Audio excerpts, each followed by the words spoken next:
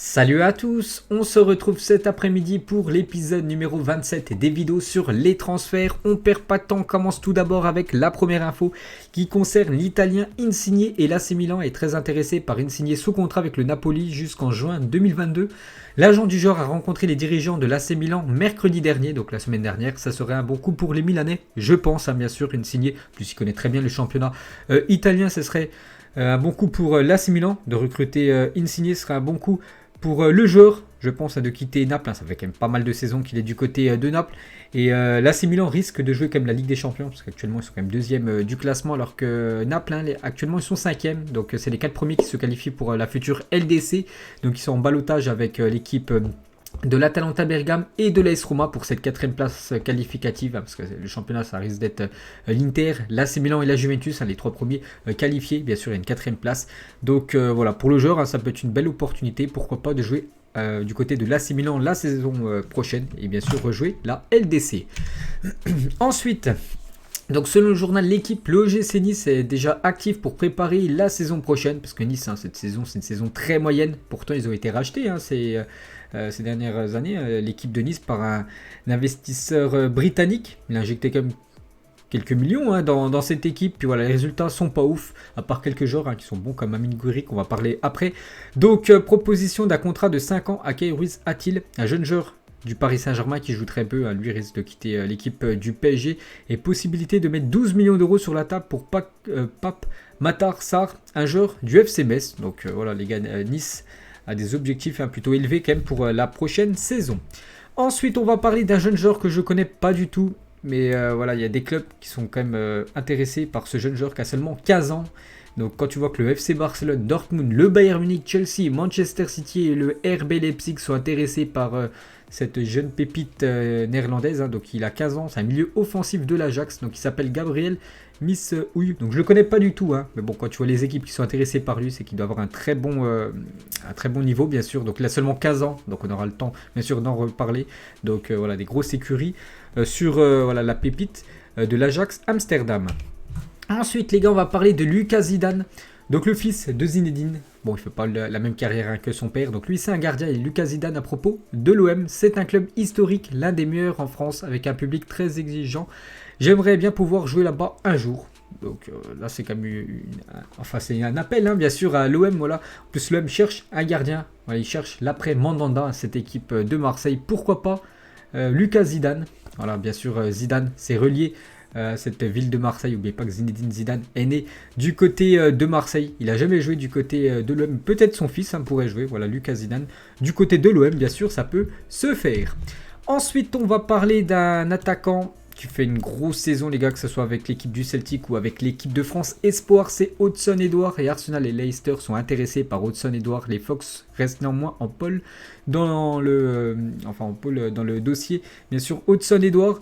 Et je pense pour lui ça peut être vraiment le moment, voilà, de quitter l'Écosse. Actuellement il est du côté du Celtic Glasgow, il fait une grosse saison, je crois que c'est le meilleur buteur du championnat. Et il y a un moment, voilà, s'il peut passer un échelon, il faut le passer. Là, Arsenal et Leicester, deux très bonnes équipes, surtout Leicester, parce que pour moi Leicester c'est meilleur que Arsenal, et surtout Leicester va certainement jouer la future Ligue des Champions, donc ça peut être tout bénef pour lui, en plus de découvrir la Première Ligue.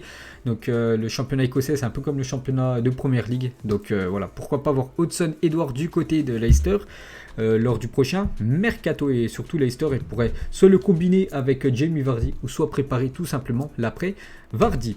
Ensuite Manchester United est déterminé à signer Pau Torres, 24 ans, en provenance de Villarreal. Donc je ne le connais pas trop ce joueur. Le défenseur espagnol est aussi pisté par le Bayern Munich et le Real Madrid. Voilà pour ce défenseur. Bon, je l'ai déjà vu jouer, mais voilà, je regarde très rarement à l'équipe de Villarreal. On peut voir que le Bayern, le Real Madrid et Manchester United ont des vues sur le défenseur espagnol Pau Torres. Ensuite, Mohamed Salah est la piste privilégiée par le Paris Saint-Germain en cas de départ de Kylian Mbappé. Des contacts ont déjà eu lieu entre le club et les représentants du joueur. De son côté, le Français n'a toujours pas pris de décision et souhaite attendre la fin 2 saisons, voilà, pour savoir s'il va continuer ou non du côté du PSG. Donc déjà hier soir, hein, bien sûr, très bonne nouvelle pour le Paris Saint-Germain avec cette qualification en demi-finale. Donc Mbappé, c'est vrai qu'il a toujours pas dit ce qu'il voulait faire. N'oubliez pas que la fin de son contrat c'est en 2022. Donc actuellement, Neymar a plus de chances de prolonger que Mbappé. Voilà, Neymar devrait prolonger de 4 ans avec l'équipe du PSG, alors que Mbappé, voilà, c'est vraiment le silence total. On ne sait pas du tout ce que va faire Kylian Mbappé. Donc moi je préfère bien sûr qu'il reste encore en Liga. Donc vraiment s'il venait à quitter cette équipe du Paris Saint-Germain, donc il faudrait trouver bien sûr son remplaçant. Et en plus, pourrait récupérer quand même un très gros chèque, hein, le PSG en vendant Mbappé. Donc il penserait à Mohamed Salah, d'après Téléfoot. Et Pochettino a appelé personnellement Harry Kane pour savoir ce que l'international anglais qu'il a eu sous ses ordres à Tottenham ferait cet été, parce que Harry Kane lui aussi pourrait quitter l'équipe de Tottenham. Bon après Tottenham demande quand même beaucoup d'argent, hein. Je crois que c'est 160 millions d'euros ce que demandent les Spurs pour l'attaquant anglais, mais Tottenham va certainement jouer même pas la Ligue des Champions l'année prochaine, au mieux l'Europa League. Donc un joueur comme Harry Kane, je pense qu'il veut viser la Ligue des Champions, donc pourquoi pas au Paris Saint-Germain.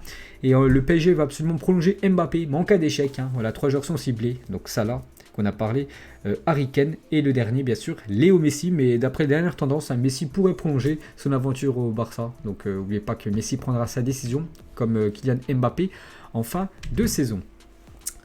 Ensuite, Leicester s'intéresse à Thorgan Hazard. Yuri Tielemans veut également que son camarade de sélection le rejoigne en Première Ligue. Le Borussia Dortmund, en revanche, a décliné toute discussion concernant le joueur. Donc voilà, Dortmund veut conserver le frère de Eden Hazard. Mais voilà, Leicester s'intéresse quand même à Thorgan Hazard. Pourquoi pas le voir en Première Ligue la saison prochaine. Ensuite, Eduardo Camavinga, sacrée info, ne prolongera pas au Stade Rennais. Donc il partira donc soit cet été ou à l'été 2022 en tant qu'agent libre. Donc voilà, d'après David Orsten, donc il va pas prolonger, il ne veut pas prolonger avec l'équipe de Rennes. Donc il y a de grandes chances, hein, il y a quasiment 95% de chances que l'équipe de Rennes le vende lors de ce prochain mercato. Pourquoi? Parce que s'ils ne le vendent pas en 2021, donc il partira gratuitement en 2022. Et bien sûr, Rennes ne veut pas, mais surtout qu'il a une sacrée valeur marchande. Eduardo Camavinga, je suis sûr qu'il pourra en tirer quasiment 40, 50, 60 millions d'euros. Donc bien sûr, il y a de grandes chances, les gars, que Camavinga quitte l'équipe de Rennes, hein, lors du prochain mercato, vu que le joueur ne veut plus prolonger avec son club. Et surtout, voilà, parce qu'il sait que Rennes ne va même pas jouer déjà la Ligue des Champions et ni l'Europa League, alors que lui, bien sûr, veut jouer encore la Coupe d'Europe qu'il a découvert cette saison. Ensuite, Manchester City tente depuis février de boucler la signature de l'attaquant brésilien Kaique. Je connais pas, 17 ans, provenance de Fluminense. Donc voilà, encore un joueur à surveiller, les gars, il a seulement 17 ans. Un attaquant bien sûr brésilien. Donc, on verra certainement en Europe dans quelques saisons. Donc Manchester City a vu sur lui un transfert de 10 millions d'euros et un contrat de 5 ans sont évoqués d'après Fabrizio Romano, hein, c'est lui qui a sorti cette rumeur. Je le répète les gars, ce journaliste toujours très bien renseigné niveau transfert. Donc peut-être un futur attaquant du côté de Manchester City. Après City peut l'acheter, hein, voilà, comme ça ils ont directement le joueur pour seulement 10 millions d'euros.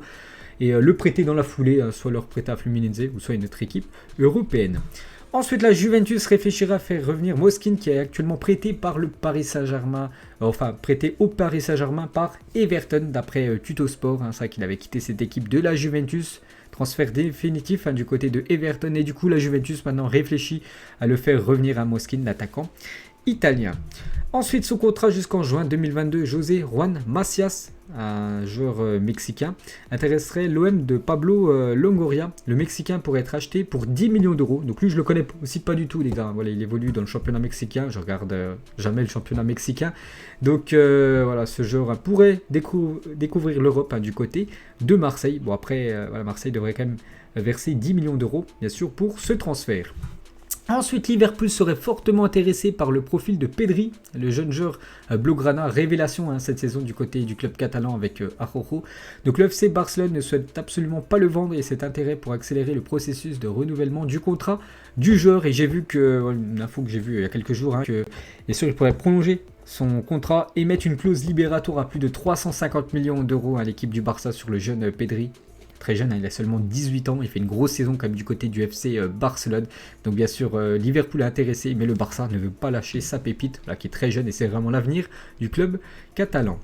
Ensuite, Jess Lingard, hein, on en parle souvent les gars dans mes vidéos, vraiment il fait une grosse deuxième partie de saison avec son nouveau club de West Ham. Hein. Donc le Paris Saint-Germain, le Real et l'Inter surveilleraient la situation de Jesse Lingard en vue du prochain mercato estival. Donc après peut-être le mieux pour lui, hein, c'est de rester tout simplement du côté de West Ham, parce que West Ham actuellement 4e de la Première Ligue. West Ham, peut-être s'ils terminent bien ce championnat, ils pourront peut-être jouer la future Ligue des Champions.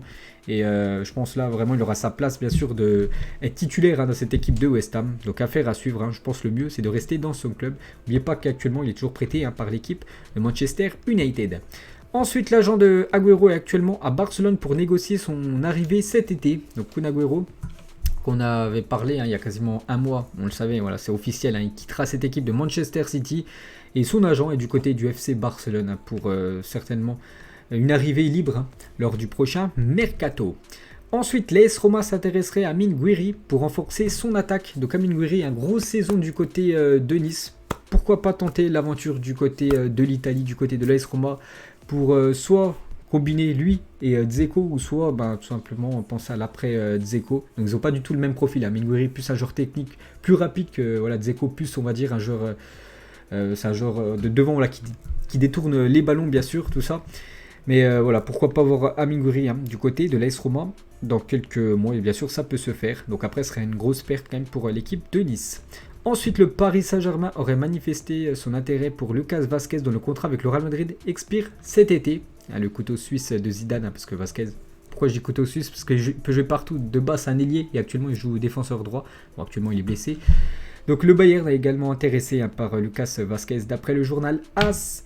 On a aussi l'Olympique Lyonnais qui ciblerait Andrea Bellotti en cas de départ de Memphis Depay cet été. Donc concernant Depay, hein, donc déjà ça sent bien sûr le départ. N'oubliez pas qu'il est en fin de contrat. En juin, enfin, voilà, dans quelques mois. Donc voilà, Depay, je pense quand même qu'il va quitter cette équipe de Lyon. Donc vraiment, s'il venait à quitter cette équipe de Lyon, l'Olympique Lyonnais penserait à Bellotti, hein, l'attaquant du Torino, hein, je crois, c'est en Italie, un attaquant sous-côté, parce qu'il est plutôt bon, hein, Andrea Bellotti. Ensuite, on va parler de Leicester, est en pole position pour recruter Boubakary Soumaré cet été. Le transfert pourrait se boucler à hauteur de 35 millions d'euros. Hein. Ça peut être encore un jackpot pour l'équipe de Lille, hein, qui a vendu quand même pas mal de gros joueurs ces dernières saisons. Des joueurs très très chers. Hein. Je pense à Osimhen, je pense bien sûr à Eden Hazard. Bon là, ça remonte à quasiment 10 ans. Donc Nicolas Pepe aussi. Donc cette fois-ci, pourquoi pas Soumaré du côté de Leicester pour la prochaine saison et récupérer 35 millions d'euros pour l'équipe de Lille. Ensuite, toujours avec Lille. Cette fois-ci, on va parler du coach. Les discussions seraient bien avancées entre Christophe Galtier et la direction de Lyon, à tel point qu'un accord serait très proche. Le LOSC n'a contacté personne pour lui succéder. Donc j'espère pour lui, hein, vraiment, s'il venait à quitter cette équipe de Lille, que s'il rejoint l'équipe de Lyon, c'est pour jouer quand même la Ligue des Champions avec l'équipe de l'OL. Parce que s'il termine premier, il est leader, il remporte le titre, et il va dans une équipe qui ne jouera pas la Ligue des Champions. Parce que Lyon, on ne sait toujours pas si ça va jouer ou non la LDC la saison prochaine. Donc voilà, d'après dernières infos, d'après France Football, hein, Galtier pourrait être le futur coach de l'OL. Donc du coup, Rudy Garcia devrait être limogé tout simplement. Cette fois-ci, concernant l'entraîneur de Strasbourg, Thierry Loret, donc lui, ça fait pas mal de temps qu'il est coach de cette équipe. Donc lui aussi, hein, devrait quitter cette équipe de Strasbourg. Voilà, il devrait partir de Strasbourg à l'issue de la saison. Donc les noms pour le remplacer: Gourvenec, Stéphane, Rémi Garde et Olivier Dalloglio, le coach actuellement de Brest, hein, qui serait la priorité du président Keller, le président de Strasbourg. Ensuite, Adi Hutter deviendra l'entraîneur du Borussia Mönchengladbach à partir de la saison prochaine, et c'est officiel. Donc lui actuellement c'est l'entraîneur, je crois, de Francfort, là, si je vois bien l'écusson. Je connais pas, ouais, je crois que c'est l'écusson de Francfort, donc c'est officiel, hein, c'est marqué, il deviendra le futur entraîneur du Borussia Mönchengladbach. Ensuite, un autre transfert officiel, c'est le RB Leipzig qui lève l'option d'achat de Benjamin Henrich, qui est désormais lié jusqu'en juin 2025. Donc lui, en fait, c'est un joueur de l'AS Monaco, prêté cette saison du côté du RB Leipzig, et du coup, Leipzig, il fait le taf, hein, du côté du club allemand. Du coup, il l'achète définitivement. Donc le transfert s'élève, j'ai regardé juste avant un info, je suis allé regarder ça, ce qui s'élève à 15 millions d'euros pour l'équipe de Monaco. Et pour finir les gars, c'est le dernier transfert officiel. J'en ai parlé aujourd'hui dans ma vidéo Zapimage. C'est Djibril Cissé, encore footballeur Djibril Cissé. Donc il a 39 ans, hein. Donc bien sûr, il a fait une belle carrière.